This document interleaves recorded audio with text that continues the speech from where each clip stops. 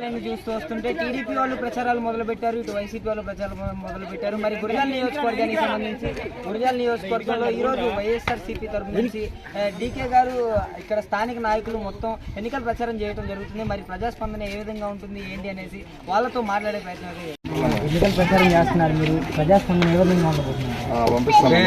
ఈరోజు పేదలకి పెత్తందారులకు మధ్య జరిగే యుద్ధంలో ప్రజాస్పందన అనేది కొన్ని కోట్లాది మంది జనం హృదయాల్లో జగన్మోహన్ రెడ్డి గారు చిరస్మరణీయంగా నిలిచిపోయారు. ఈరోజు ప్రతి ఒక్కరు కూడా జగన్మోహన్ రెడ్డి గారి కోసం ఇల్లు వాకి విడిచిపెట్టి ఈ నెల 2 నెలలు కష్టపడి జగన్మోహన్ రెడ్డి గారిని అధికారంలో తెచ్చుకుంటేనే పేదల భవిష్యత్తు ఉజ్వలమైన భవిష్యత్తుగా ఉంటుందని ప్రతి ఒక్క కార్యకర్త కూడా వాళ్ళ లాభాపేక్షలు అన్నీ కూడా పక్కన పెట్టుకొని ఈరోజు జగన్మోహన్ రెడ్డి గారి కోసం ఇల్లు వాకి వదిలిపెట్టి ఉదయాన్నే బయలుదేరి నైట్ అర్ధరాత్రి 12 అయినా 1 గంట అయినా ప్రచారం చేసి మళ్ళీ జగన్మోహన్ రెడ్డి గారి నాయకత్వాన్ని మళ్ళీ బలపరిచి జగన్మోహన్ రెడ్డి గారి ప్రభుత్వాన్ని అధికారంలోకి తీసుకొచ్చే విధంగానే మేము అందరం కూడా పనిచేస్తా ఉన్నాం. మరొక 10 రోజుల్లో జగన్ కుర్చీని వదిలేసి ఇంకా వెళ్ళిపోయే పరిస్థితి వస్తుందనేసి టీడీపీ వాళ్ళు మాట్లాడుతున్నారు. టీడీపీ వాళ్ళు పాపం పగడగల్లగంటా ఉన్నారు. ఇప్పటి నుండి కాదు, ప్రతిసారి వాళ్ళు ఏదో జరిగిపోతుంది, రాష్ట్ర ప్రజలను ఏదో ఒక అపోలో పడేయాలని టీడీపీ వాళ్ళు చేస్తున్న ఈ కుట్రలు కేవలం 10 రోజుల్లో ఈ నెల 13వ తారీఖే ప్రజలు తెలుగుదేశం పార్టీకి రిటర్న్ గిఫ్ట్ ఇస్తూ ఉన్నారు.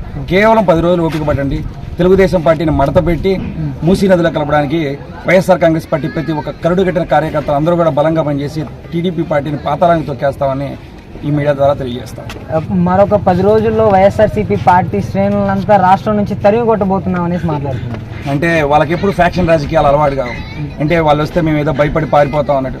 వైఎస్ఆర్ కాంగ్రెస్ పార్టీ జగన్మోహన్ రెడ్డి గారు మాకు ఇచ్చిన ఒకే ఒక్క బలం కేవలం ఆ జెండాను చూసుకొచ్చే మేమందరం ఈరోజు గట్టిగా బలంగా ఉన్నాం.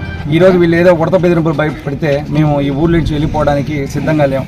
వాళ్ళు వెళ్ళి వెళ్ళిపోయే రోజులు కనీసం 10 రోజుల్లో జూన్ 4వ తారీఖున రిజల్ట్స్ వస్తూ ఉంటాయి. ఆ రోజు వాళ్ళు నుంచి వెళ్ళిపోతారో అయితే మేము చెప్పలేము. మేమైతే ఎవరిని జగన్మోహన్ రెడ్డి గారు శాంతియుతంగానే ఉండమన్నారు, శాంతియుత పరిపాలన కావాలన్నారు. మేమైతే అట్లాంటి వ్యాఖ్యలకు దూరంగానే ఉంటాం. మళ్ళీ మా ప్రభుత్వం అధికారంలోకి వస్తుంది, వాళ్ళందరూ ఉంటారో వెళ్ళిపోతారనేది వాళ్ళ విజ్ఞతగా వదిలేస్తాం. ఎలక్షన్స్ దగ్గరకు వచ్చేసాయి, పట్టుమని 10 రోజుల కాలం కూడా లేదు. మరి ఈసారి మీకు 175 కాన్స్టిట్యున్సీలకు సంబంధించి ఎన్ని కాన్స్టిట్యున్సీలు వచ్చే అవకాశం ఉంది? అంటే మా టార్గెట్ 140 లోపు అని మా టార్గెట్ మేమందరం ఫిక్స్ అయి ఉన్నాం. సరే, మేము 175 వచ్చే విధంగానే ప్రయత్నిస్తూ ఉన్నాం. ప్రతి ఒక్క నియోజకవర్గంలో ఎమ్మెల్యే క్యాండిడేట్ కూడా ఒక ప్రెస్టేజ్ ఇష్యూగా తీసుకుని జగన్మోహన్ రెడ్డి గారి ఆదేశాల మేరకు పనిచేస్తూ ఉన్నాం. మాకైతే మేము ప్రతి ఒక్క కార్యకర్త కూడా బలంగా నమ్ముతున్నది 140 లోపు సీట్లు మా సింగిల్ ఎజెండాతో జగన్మోహన్ రెడ్డి గారు జెండాను పెట్టుకొని, జగన్మోహన్ రెడ్డి గారు ఫోటోను పెట్టుకొని, జగన్మోహన్ రెడ్డి గారు చేసిన సంక్షేమ పథకాలను ప్రజలకు వివరిస్తూ జగన్మోహన్ రెడ్డి గారి పేరు చెప్పుకొని మేము ఓట్లు అడుగుతాం. జగన్మోహన్ రెడ్డి గారి పేరు చెప్పుకొని మేము ముందుకెళ్తా ఉన్నాం. జగన్మోహన్ రెడ్డి గారి ప్రభుత్వాన్ని మేము అధికారంలో తెచ్చుకుంటాం. వీళ్ళు ఎన్డీఏ కూటమి ఉంది.